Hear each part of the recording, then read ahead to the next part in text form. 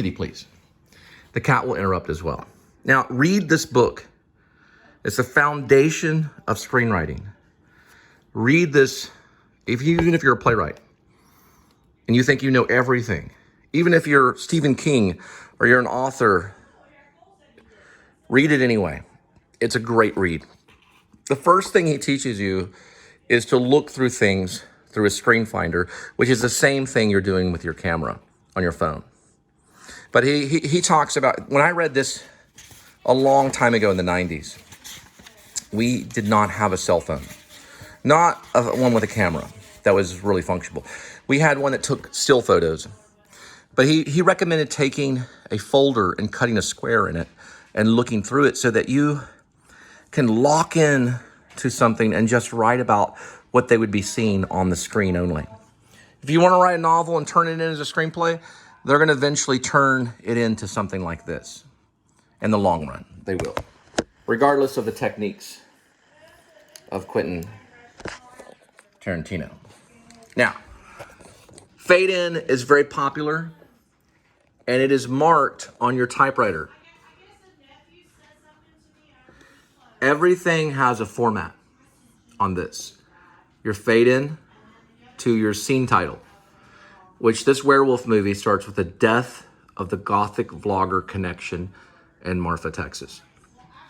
It starts with the murder of these vloggers trying to cover James Dean. And she's going to talk really loud. It's going to be exactly like I wouldn't say Mammoth. I would say more like a Lanford Wilson play.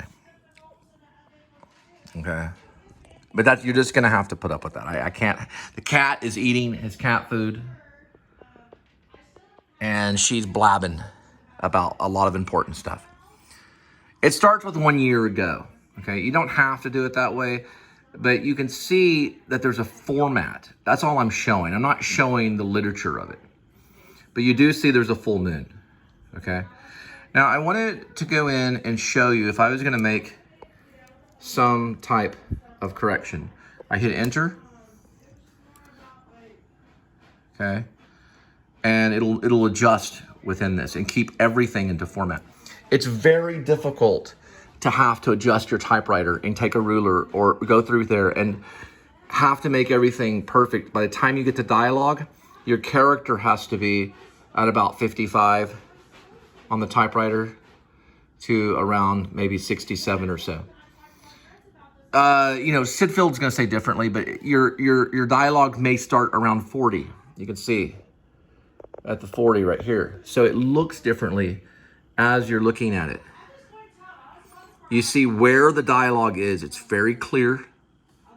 So the actor knows exactly where the dialogue is. You see the description, which Johnny Depp does not read. He told me in person, he does not read the description. None of this. He only reads the dialogue. And that's where the movie is. It's in the dialogue. Unless you're doing a mime movie about mimes. And then it's going to be all description. At least you want to give the thought to the mime, which you probably don't. You just want to give the action. So, in the action, you can use parentheses if you want. Or you can do it without parentheses right here. It doesn't matter which way. There'll be a long argument on what matters.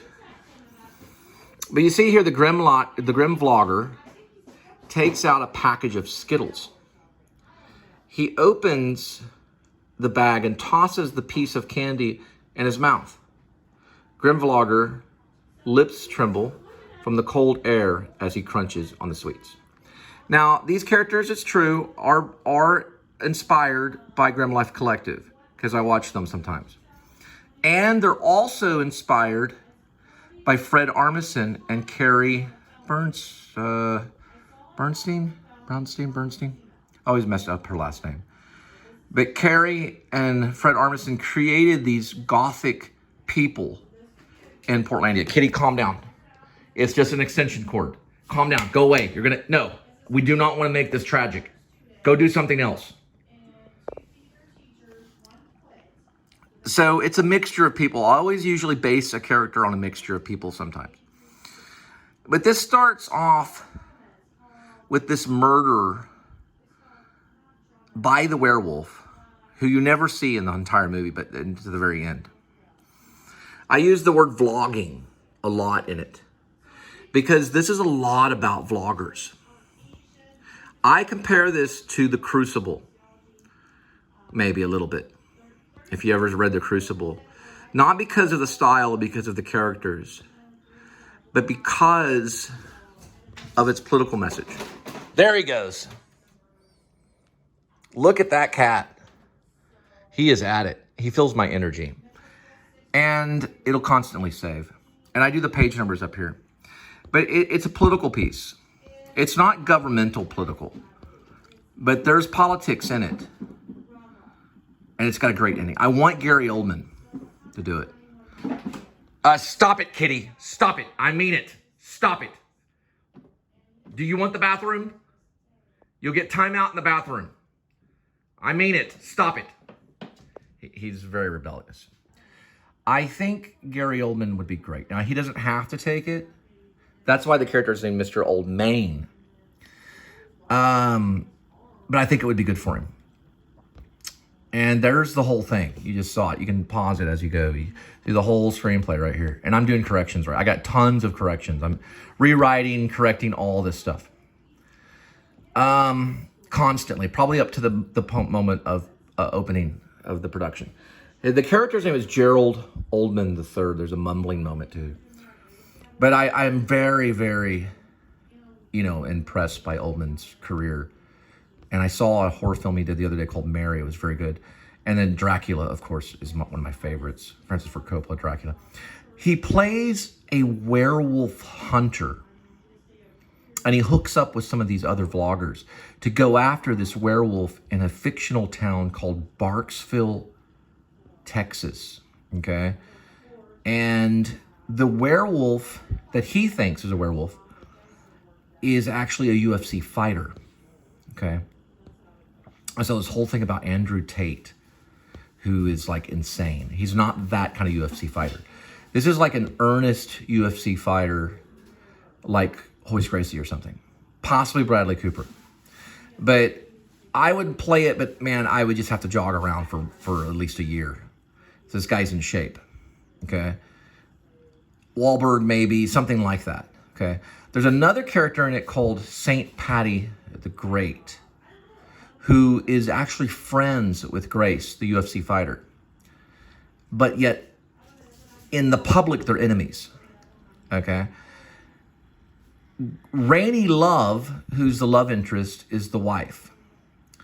And she's married to Grace Lippin. Now, Lippin is, Lipan is actually a Apache name. It's an Apache ancestry, but he spells it Lippan. And that may have been to cover his Apache ancestry. Okay. He does fight with Patty, St. Patty the Great. But Patty is killed later on by the werewolf, which you think it could be Grace, who is the lead in it. Okay. So this would be a supporting role by Gary Oldman if he accepts it. And man, would it be great. Hey, sweetheart. Hey, give me a second. I'm taking any English actor, though. The reason why is because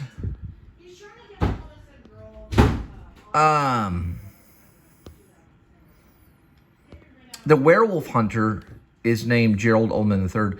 He is from the UK, and he's based on kind of like a character like Gary Oldman. And he's a vlogger, and he has his own monster show in the United Kingdom.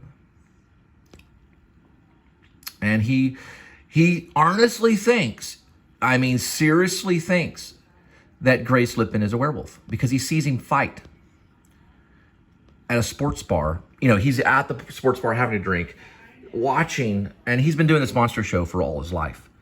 He's a YouTuber, big-time YouTuber. Not the real Gary Oldman. This is a character I'm talking about. And he really wants to get connected with Grace because he feels Grace is a real ravaging werewolf. So some people believe in the lycanthrope. They believe that the werewolf is real.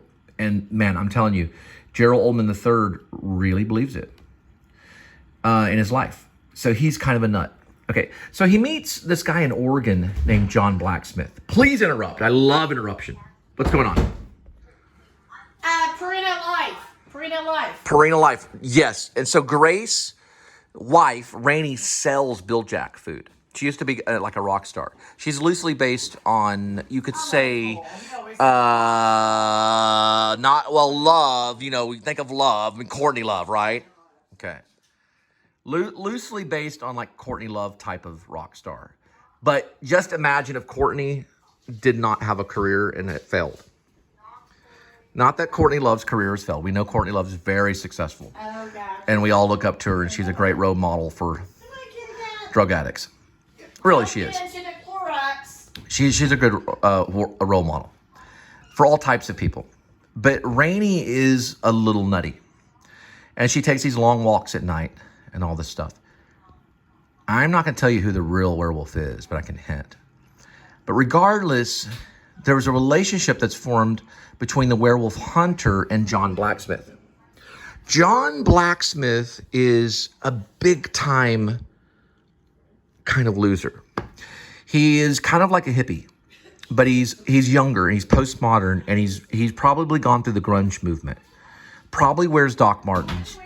Definitely has dreads, okay? So he's very rebellious, but he runs his own YouTube show and makes silver weaponry to kill werewolves.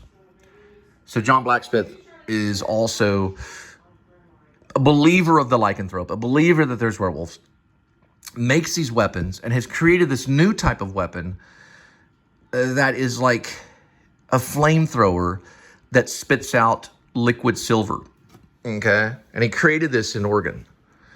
Gerald found out about his show and decides to go to Oregon from the UK, meet up with John Blacksmith, and buy some of his weaponry. And John Blacksmith decides, I want to join you on this adventure.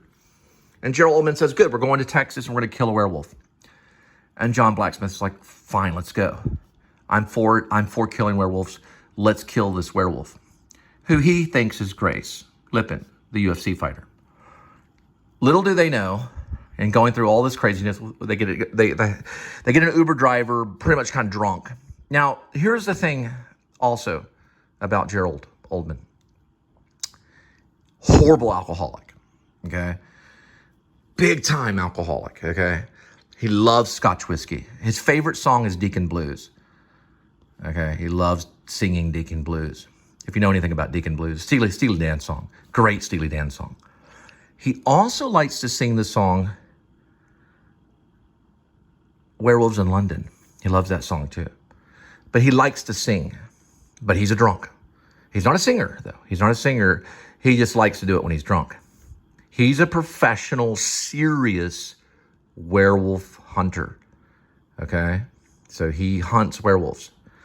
John Blacksmith is his sidekick that he meets up with later. That's all I'm going to reveal for now. But this is the screenplay. You can stop it and read it and things like this. I'm doing a lot of touch-ups. I've got a lot of grammar errors, a lot of dialogue stuff I've got to touch up because, you know, I write these things pretty quick. I've been working on this for more than a year. This is probably the second year of serious work. I've made a tally sheet. I'm going through page by page, and I'm finding spelling errors. I'm finding syntax that I need to change. This is by far not the script, okay? But it's close. I mostly started on note cards. The note cards are somewhere. I don't know where they're at. When I was living, I would think they were probably over here. When I was living in Carrollton, I had tons of note cards, a whole stack of them, drawings, all kinds of stuff. And when you move, you get disorganized pretty quick. So the note cards certainly helped. I learned that from David Lynch. David Lynch said you get 70 note cards, you get 70 ideas, and you go to town with each of those note cards. And that's your movie. About 70 note cards. And that's how I started it. This all was note cards before it turned into this format, which is dialogue, description, dialogue. Now, I don't do a lot of camera description, like where is the camera supposed to be? Some of it I do on close-ups. Some of it I do on cut twos. Some of it I'll do on dissolves. I know where dissolves may need to be, but I'm not religious about it. I would totally be like, we can change that to a dissolve. We can change that to an extreme close-up, or we can change it to a wide, wide angle shot, or whatever you want to call it. Here's a close-up of St. Patty the Great. So these are suggestions on what I think the movie should be. But if the producer got a hold of it and they wanted to change it, I'm not like, it has to be. Now, the dialogue, I would want to see some of the dialogue there. And I know how actors are. I don't want to say this. You like Steely Dan, Mr. Oldman would be saying that, you like, Steely Dan, how Oldman is. Oldman really savors the word. And I see Mr. Oldman playing it because of the word lycanthrope. I see him saying a lycanthrope is never a it, The thing about Oldman's character, it could be an Oscar nom. It could be an Oscar nod. But the reason I like it is because he knows everything about the werewolf. Here's one. Pesticides for werewolves? I dig it, dear boy. I dig it. Now, of course, you would have to picture, Mr. Oldman saying that. And we're talking about Gary Oldman. But I know I misspelled it. I misspelled it on purpose because I'm not saying Gary Oldman's the only one that can play this character. But I think he would be great. Just like Ed Wood wanted Bela Lugosi and got his way with that. But I'm not comparing Gary Oldman to Bela Lugosi. But Bela Lugosi sounded a certain way. And how could you imagine Ed Wood not using Bela Lugosi, But in this case, here's another one, the web series are far better. Online shit is better than Hollywood nowadays. HBO's a joke. So I'm also making fun of Hollywood, but not like Mel Brooks. This is very serious, okay? So I'm not trying to be corny. And I know the script comes off this way, but I promise you, once you stand it up and you have these people talking, I'm telling you, it's going to sound serious. This could easily be a serious horror film. And it could also be very funny at times. So, here's something where they do mention Hollywood quite a bit because Hollywood is in our bones, as people. But Rainey says, "You're so cute, baby. When you read my stuff and all, it's all Christopher Walken'd out, And Grace says, "I wasn't trying to be Christopher Walken." So Grace could really be anybody, Grace Lippin. I pictured like a Bradley Cooper type of actor, not that Bradley Cooper is like a regular Joe. He does have character, but he does play the leading man, At one time, maybe this could have been like for Robert Redford or something, although Robert Redford would be way too old. And Robert Redford could even try Mr. Oldman too, but I do want Oldman to have a somewhat of a British accent, whoever tries the character, Whether it be Anthony Hopkins, Gary Oldman, or even Sir Ian McKellen, which I've thought. I would even like to be at the audition, if they auditioned him. But it's got a lot of different little characters in it. Now, going back to the political aspect of it, why is it political? Because they're wrong about Grace. Grace is actually not the werewolf. And in the time of the Crucible, when the Crucible was written by Arthur Miller, and Arthur Miller wrote the Crucible, he was clearly talking about McCarthyism, but he was also saying that John Proctor was tried wrongly. He was seen wrongly by the judge, or by the judges, and he was put to death in a wrong manner. Of course, Grace does survive, and there is a tragedy in the end. And I really do see Gary Oldman as the role in this. These are based on Hollywood characters. There is Hollywood in this, so I'm not trying to hide that. It's not strictly about Hollywood, but I've been there. I've lived there. And I think in most Hollywood movies, or movies that are about Hollywood, they do bring about politics too. There's a referee character as well. There's a lot of good stuff going on. And now here's another thing I think it's good too, okay? It's got fighting in it, okay? We're talking about UFC fighting. So there's an element of Rocky in there. Okay, so it's a fighting film, but it also has elements of the werewolf, of the supernatural, and of the mythology of the werewolf. And I take that serious. It comes off at times as a little bit comedy and a little jokey, but that can easily be tweaked to seriousness, okay? And especially the last fight scene.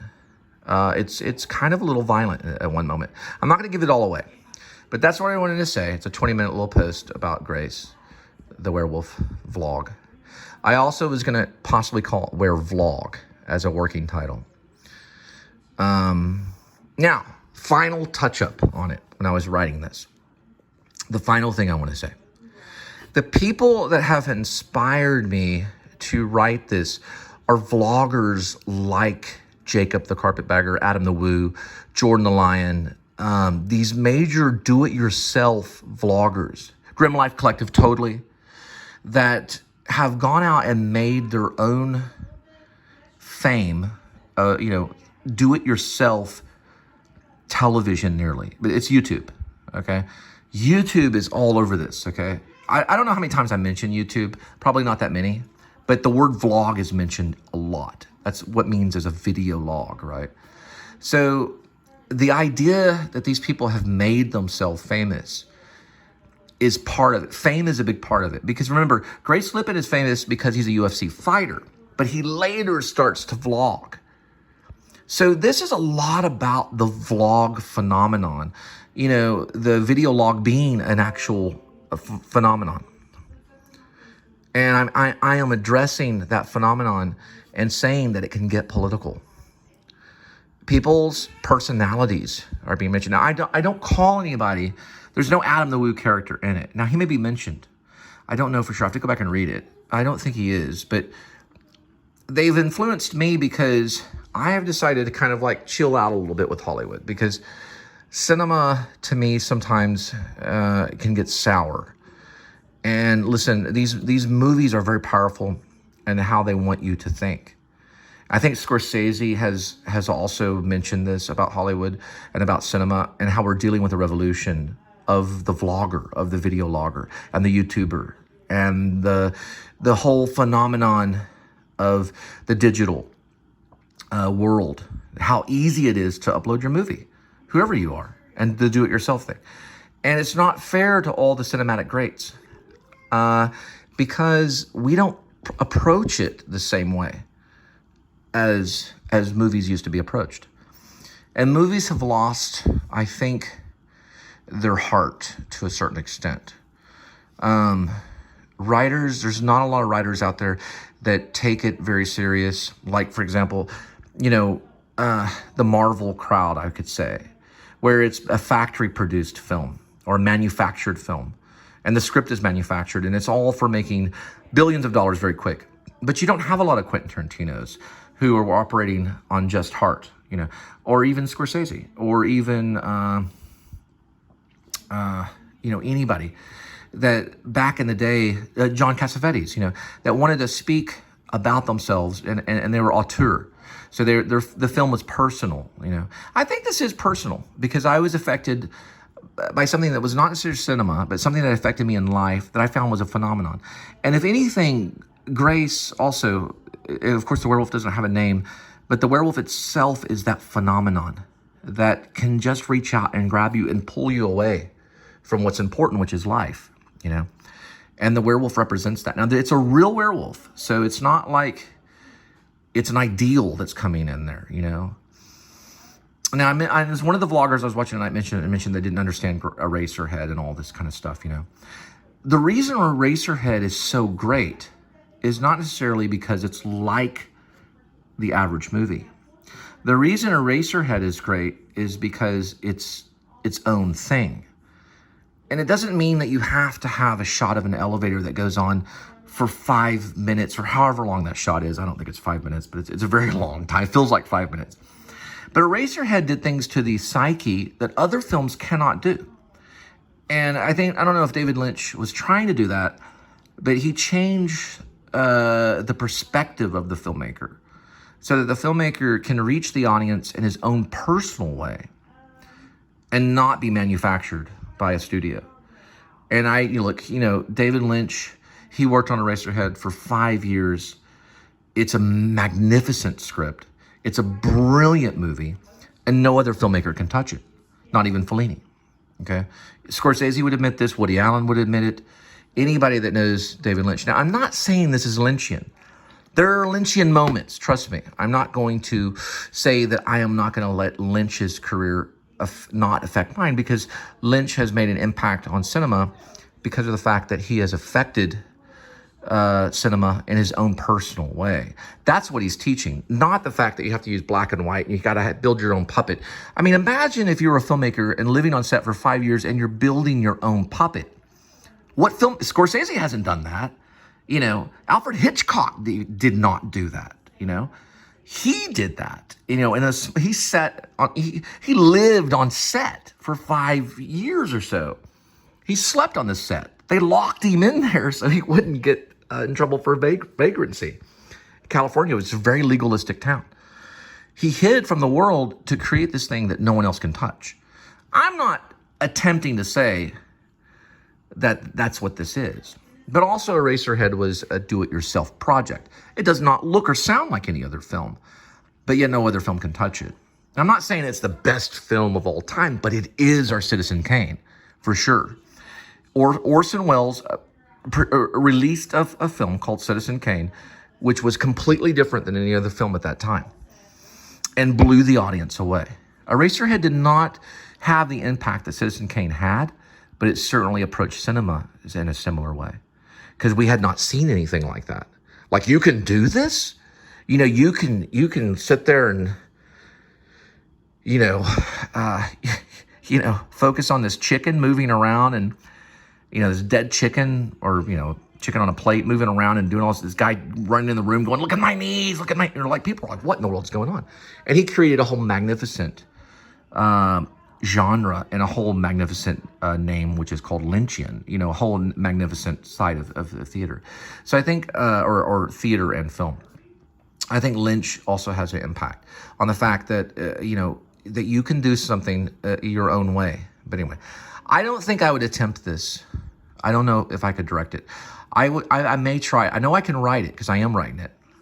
I'm about to work on it for a long time.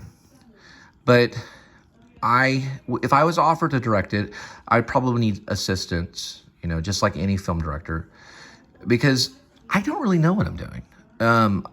This is a do-it-yourself thing. But anyone that's interested, you can certainly leave a comment, or if you feel inspired, or if you want to talk about screenplay writing. Like I said, this guy right here is great. And he talks about old school Hollywood. He helped me kind of look at the page differently, and the structure of creating something which is known as a screenplay. So, that's all it is right now. It's just words. I would not go off, and I don't think I would try to do this on my own. I would be insane. There's no way I'd have the budget to sit there and try, it'd be crazy. Why I wrote it, I have no reason. I don't know. Why it started off a fight film and then turned into a werewolf film, I don't know. I do have one theory. When I lived in Carrollton and I used to go out on the balcony, I'd hear these coyotes or wolves, I think they were coyotes, like yapping, and just, it sounded like werewolves. And so I thought, this is not a fighting film. This is a werewolf film. And it's about vloggers, So I left the UFC component in there, because I like films like The Fighter, Rocky. I love those types of fighting films. But it stops and turns. So it starts off kind of like Rocky in a way. It does it in the very beginning. I made the beginning Werewolf Attack, like American Werewolf in London. Very similar to the opening of American Werewolf in London. Very similar. Almost exact to a certain extent. It has that comic element and everything. And then there's a little bit of this Rocky kind of thing with Grace and being a fighter. Then it goes, it seeps back into the werewolf, and then it goes to the UK. It goes all over the place. So it's a blockbuster, but I don't know if someone would read this and go, this is going to be great. I hope so. Because it would, listen, for one thing, it would be a lot of fun. This would be tons of fun to do.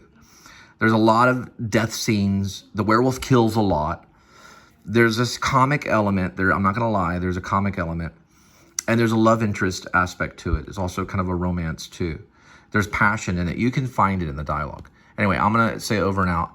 And then I have to work on this for a while because I want to send this out. I have someone I'm going to send this to just to get it off. You know, I send these screenplays to people most times in Hollywood. And I just send it to them and they're like, don't send this to me. And I send it to them anyway. And so I know who I'm going to send it to. But I don't know where it's going to end up, you know. It's not Reservoir Dogs, okay? I mean, this is not, you know, when I saw Reservoir Dogs, I was completely floored. I was like, this is the most amazing thing I've ever seen. Not that way with Eraserhead, I don't think, you know. So, like, you know, Reservoir Dogs was to me, was a major hit, but I don't think everyone around me felt the same, you know. And it only evened out at the box office. But Reservoir Dogs is what I consider what's called a masterpiece. Same thing with Eraserhead. I consider Eraserhead a masterpiece. I don't know if it's a masterpiece. I don't know. It could easily be a joke, okay? But it could be a masterpiece. So it could be something very unique and interesting. And it could be worthwhile. So these are for the producers out there that might have a little bit of money to throw around. Because there is a UFC cage fighting thing. There's UK, there's Europe involved, there's United Kingdom involved, there's an airplane, or there's a commercial airliner scene, you know, like on American Airlines or Delta or something like that. There's scenes of travel, you know, there's a motorcycle scene, there's a horseback riding scene, there's police officers in it that come at the end to save the day, there's paramedics that come in to save the day at the end. You know, so I think it's worth to be sent. And then maybe contest, maybe in the hands of a producer that could possibly be interested. I could see Mel Brooks looking at this and going, hey, this might be something. Even though Mel Brooks doesn't, he mostly does very, very funny things, but Mel Brooks was the reason why Eraserhead and David Lynch, Mel Brooks was one of the reasons why it kind of got discovered, I think. Or at least Elephant Man, because Mel Brooks asked David Lynch to do Elephant Man after seeing Eraserhead. So we'll have to see. And I'll leave my information on the title page. You'll definitely be able to get a hold of me through email. Good night.